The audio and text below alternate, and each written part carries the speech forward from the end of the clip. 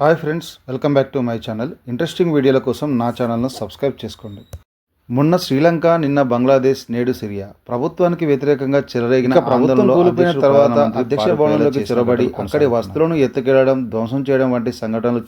తాజాగా సిరియాలో చెలరేగిన ఆందోళన కారణంగా అధ్యక్షుడు బషర్ అల్ అసద్ దేశాన్ని విడిచి రష్యాకు పారిపోయాడు. ఈ నేపథ్యంలోనే తిరుగుబాటుదారులు సిరియా రాజధాని డమస్కస్ను ఆక్రమించుకున్నారు.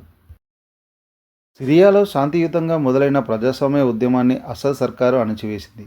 13 ఏళ్ల నుంచి అంతర్యుద్ధం కొనసాగుతున్న సిరియాలో అకస్మాత్తుగా తిరుగుబాటుదారులు పైచేయి సాధించారు. ఇంతకాలం ఉద్యమకారులకు మద్దతుగా అమెరికా, ఐరోపా సమైక్య అసద్ ప్రభుత్వంపై ఆర్థిక ఆంక్షలు విధించాయి.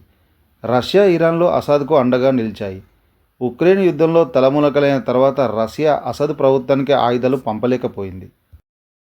సిరియాలో మోహరించిన తన దళాలను ఉక్రెయిన్ యుద్ధరంగానికి తరలించింది.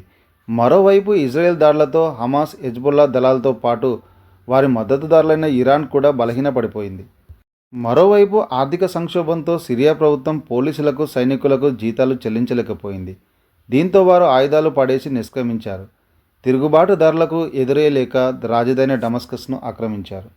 ఆర్థికంగా చితికిపోయిన సిరియాలో ఏర్పడే ఏ ప్రభుత్వమైనా పూర్తిగా విదేశీ సాయంపై ఆధారపడాల్సిందే. సిరియా కొత్త ప్రభుత్వంలో ఛాందస భావజాలం కలిగిన హెచ్టిఎస్ ప్రధాన పాత్రధారిగా ఉండనుంది. అంతర్యుద్ధంతో సిరియా మండిపోతుంది.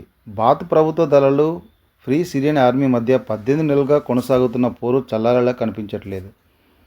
అల్ అసద్ గద్దె దిగాలంటూ మొదలైన ఆందోళనలో వేలాది మంది అమాయకులు పిట్టల్లా రాలిపోతున్నారు. అరబ్ ప్రపంచాన్ని కుదిపేసిన స్వతంత్ర ఉద్యమాల బాటలో 2011 మార్చి 15న మొదలైన ఆందోళనలు ఏకధాటిగా కొనసాగుతున్నాయి. సిరియన్ ఆర్మీ, నేవీ, ఎయిర్ ఫోర్స్లు నిరసనకారులపై విరుచుకుపడుతున్నాయి. మరోవైపు ఆందోళనకారులకు Turkey, Saudi Arabia, Qatar, America, England, Canada, Germany, ఫ్రాన్స్లు మద్దతుగా నిలిస్తే బాత్ పార్టీ ప్రభుత్వానికి ఇరాన్, రష్యాలు బాసటగా నిలిచాయి. 3.5 లక్షల సైన్యం ఉన్న సిరియన్ ప్రభుత్వ దళాలతో లక్షలోపు బలగమున్న తిరుగుబాటుదారులు ముజాహిద్లు తలబడుతున్నారు. ఏడాదిన్నరగా కొనసాగుతున్న పోరులో ఇరువైపులా భారీ ప్రాణనష్టం జరిగింది. ఆందోళనలు, నిరసనలతో సంబంధం లేని అమాయకులు కూడా మిలీషియా దాడుల్లో ప్రాణాలు కోల్పోతున్నారు. భీకరంగా సాగుతున్న పోరులో 8,000 మంది ప్రభుత్వ సైనికులు ప్రాణాలు కోల్పోతే అంతకు రెట్టింపు సంఖ్యలో తిరుగుబాటుదారులు హతమయ్యారు. నిరసనలు తెలుపుతూ వీధుల్లోకి వచ్చిన ప్రజలపై విచక్షణ రహితంగా కాల్పులు జరుపుతుండడంతో భారీ ప్రాణనష్టం జరుగుతుంది. మరోవైపు 30,000 మంది తిరుగుబాటుదారులను సిరియా ఆర్మీ యుద్ధ ఖైదీలుగా బంధించింది. మొత్తం మీద ఏడాదిన్నర పోరులో 30,000 మందికి పైగా ప్రజలు ఇరువైపులా ప్రాణాలు కోల్పోయారు. 1,00,000 మంది ఇల్లు, వాకిలు కోల్పోయి చెల్లాచెదురయ్యారు. ప్రాణాలు కాపాడుకునేందుకు లక్షలాది మంది పొరుగున ఉన్న ఇరాకీ, కుర్దిస్తాన్, జోర్దాన్, లెబనాన్, టర్కీలకు శరణార్థులుగా తరలిపోతున్నారు. శరణార్థుల తాకిడి తట్టుకోలేక ఇరాక్ సరిహద్దులను కూడా మూసేసింది. దీంతో పొరుగు దేశాల బోర్డర్లో ఆశ్రయం కోసం తలదాచుకున్న వారి సంఖ్యకు లెక్కే లేదు. ప్రభుత్వ, తిరుగుబాటు దళాలు అమాయక పౌరుల్ని కవచాలుగా వాడుకుంటూ దాడులకు దిగుతుండడంతో జనం దిక్కుతోచగా అల్లాడిపోతున్నారు. ఆందోళనకారులపై సిరియా ప్రభుత్వ దాడుల్ని ఖండిస్తూ ఐక్యరాజ్యసమితి చేసిన తీర్మానాన్ని చైనా, రష్యాలు తోసిపుచ్చాయి.